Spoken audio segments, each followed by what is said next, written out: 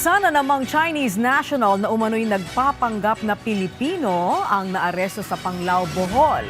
Ayon sa Bureau of Immigration, kinilala ang dayuhan na si Guo Jinjin, 48 years old, na nahuli sa pagtutulungan ng NBI Intelligence Division, Armed Forces of the Philippines, Philippine Navy at iba pang intelligence forces. Ayon sa BI, di umano'y nag-ooperate si Guo ng ilang negosyo sa Panglao gamit ang Filipino dummies para makaiwas sa restrictions pagdating sa foreign ownership.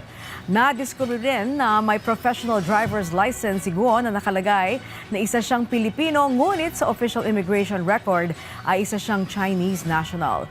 Git ni Immigration Commissioner Joel Anthony Viado, ang pagpapanggap na Pilipino ng isang dayuhan ay hindi lang maliit na paglabag, ngunit direktang pagsuway sa ating soberenya at mga batas.